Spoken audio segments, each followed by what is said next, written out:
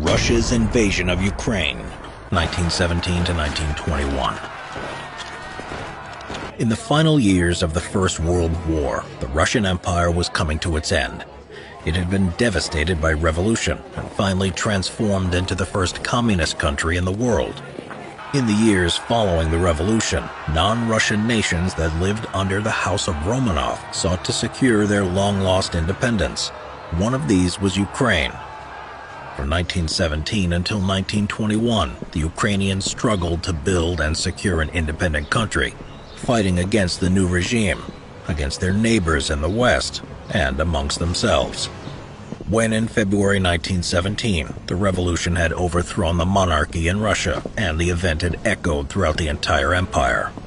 In Kyiv, the capital of Ukraine, the Central Rada, or the Central Council, had taken over control of the country, which on June 23, 1917, proclaimed the Free Ukrainian National Republic, without severing its connections with the Russian state. The nation began to awake. However, keeping the vast territory of Ukraine under control was a difficult task, and the country rapidly slid into anarchy. The collapse of the Russian forces in Galicia made matters even worse. On November 7, 1917, the Bolsheviks, led by Vladimir Ilyich Lenin, staged an armed insurrection in Petrograd, today known as St. Petersburg, and this became the uprising that changed the country for good. 3 days after this, together with the aid from Rada, the Bolsheviks attacked the army staff headquarters in Kyiv, forcing them to leave the city. However, contrary to Lenin's plans, control over Ukraine was quickly taken over by the Central Rada.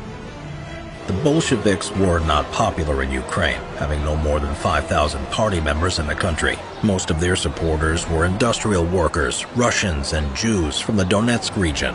These men were antagonistic to the Ukrainian national movement. The Bolsheviks confronted Rada right from the start.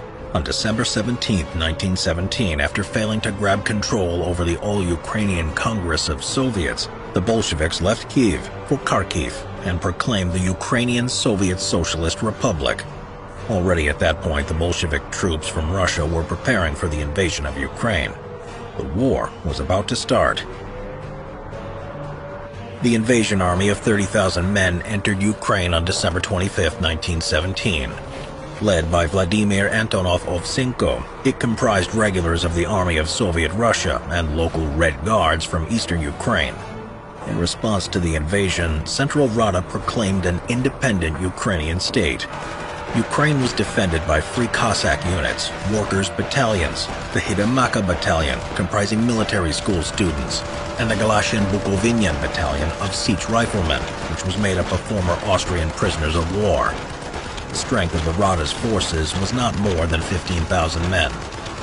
Ukrainian forces proved inadequate in stopping the invasion. One after another, towns in eastern Ukraine were falling into the hands of the Bolshevik troops. By the end of January, they had occupied Donbas and left Bank Ukraine, and were approaching the city of Kyiv itself. The Central Rada sent a unit of around 500 volunteers to meet the invasion force, the student battalion of Sich Riflemen, and a detachment of the Hidemaka Battalion faced the enemy in the Battle of Pruty on January 29, 1918. Both sides had armored trains at the scene, but on different tracks. The Bolshevik troops quickly disembarked from their train carriages and started running towards the young Ukrainian soldiers, who jumped into a makeshift trench system and opened fire with their rifles and Maxim machine guns. The Bolshevik wave was driven back, but the inexperienced students thought that they were in a full-blown retreat, so they jumped out of their trenches and began to give chase. At this point, the next wave of Bolsheviks charged out from their train, and vicious hand-to-hand fighting ensued. Plus, the artillery fire from both trains added to the carnage. The students were hopelessly outnumbered, and the few that were left alive were taken prisoner. They were shown no mercy, though, as a firing squad was quickly formed up, and about 18 of the young men were executed on the spot. That same day, the Bolsheviks staged an armed rebellion in Kyiv to overthrow the Central Rada. The fighting in the city lasted until February 4th, when government forces defeated the last group of insurgents. The failure of the uprising in Kyiv didn't withhold the advance of the Bolshevik army. The Central Rada was forced to evacuate Kyiv on February 8th. A day later, the Bolshevik troops entered the city and instigated their reign of terror. Facing total defeat, the Central Rada resorted to requesting foreign assistance.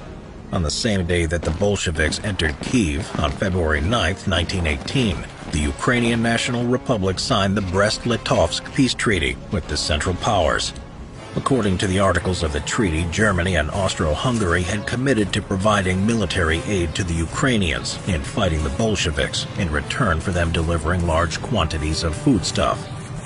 In late February 1918, 450,000 German and Austro-Hungarian soldiers marched into Ukraine and swept away the Bolshevik forces. On March 1, 1918, the Central Rada returned to Kyiv.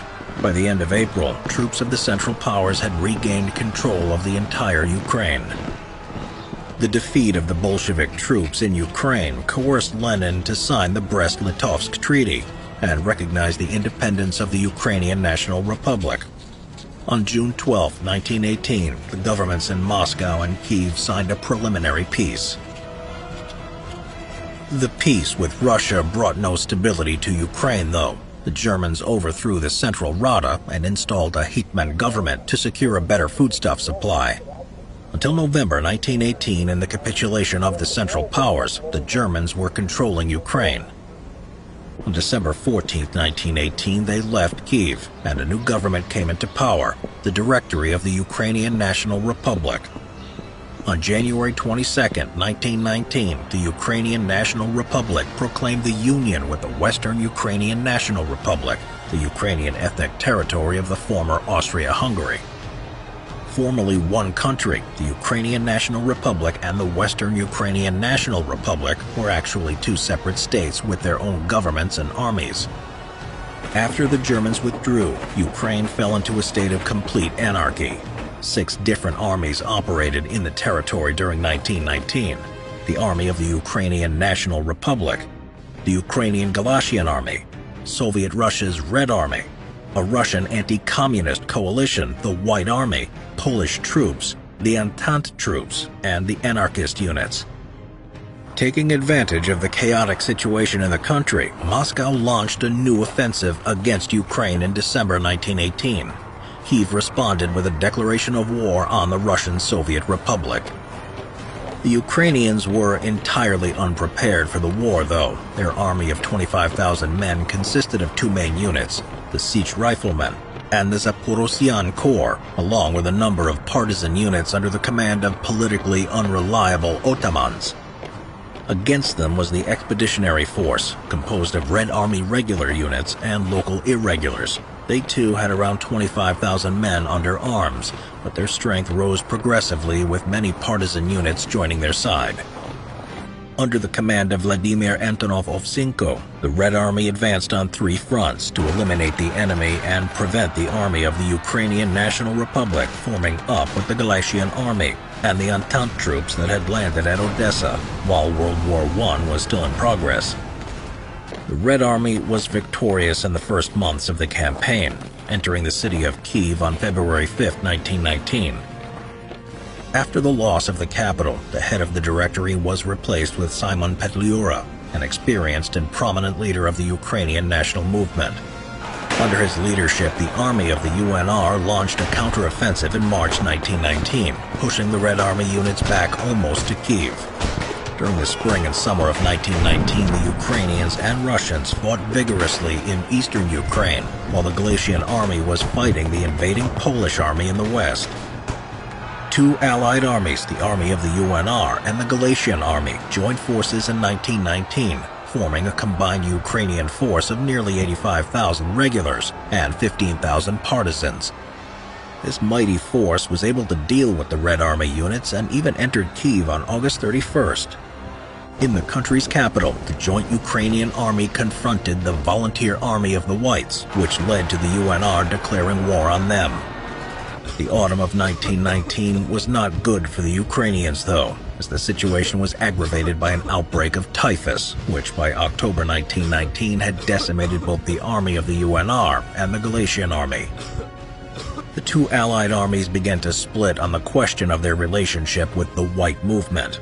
The Galatians signed a separate peace treaty with them on November 6, 1919, leaving the army of the UNR to fight against the Red Army, the Poles, and the White Movement by themselves. In the given circumstances, starting from December 4, 1919, the army of the UNR decided to abandon their regular military operations and switch to irregular warfare instead. During the first winter campaign from December 6, 1919 to May 6, 1920, the Ukrainian irregulars fought the Soviet 14th Army units over the entire territory of Ukraine. The irregulars marched for more than 2,500 kilometers during the campaign and fought in more than 50 battles. On April 22, 1920, the UNR government signed a Warsaw Treaty with the Poles, recognizing their claim to areas of western Ukraine in return for military assistance in the war against Soviet Russia. On April 25th, the Polish army, assisted by soldiers of the UNR army, launched an offensive on Kyiv. The city was liberated on May 7th, but only for a short time. The Red Army counteroffensive pushed the Poles and Ukrainians all the way back to Warsaw. In the ensuing months, the destiny of Ukraine depended on the outcome of the Polish-Soviet War. Finally, exhausted by the costs of war, the two sides signed the Peace of Riga Treaty on March 18, 1921. A border between the two countries was established, with western Ukraine going to Poland. The eastern part of the country became the Ukrainian Socialist Soviet Republic. The remnants of the UNR army continued to fight the Soviets. Their plan to launch an all-out attack against Soviet troops in Ukraine were interrupted by the Red Army offensive on November 10th. After 11 days of bitter fighting, the Ukrainians were pushed back into Polish-controlled Galicia. Over there, soldiers of the UNR army were disarmed and put into internment camps. The second winter campaign in November 1921 was the last attempt for the Ukrainians to continue their fight against the Soviets. 3 groups of volunteers from the interned soldiers were organized to enter Ukraine to inflict irregular warfare against the Soviets. They were poorly armed and equipped, but eager to fight, and morale was high. Their effort was futile, though. In the Battle of Malimanka, the Soviets crushed the last of the Ukrainian forces when the Bolshevik cavalry intercepted them, and 443 Ukrainian soldiers were captured, of which 359 of them were executed. The second winter campaign was the last military operation conducted by the Ukrainian National Republic in their war against the Soviets that had lasted for more than 4 years. The Soviets ultimately won the war and formed the Ukrainian Soviet Socialist Republic. On December 28, 1922, the Republic became one of the founding members of the Union of Soviet Socialist Republics.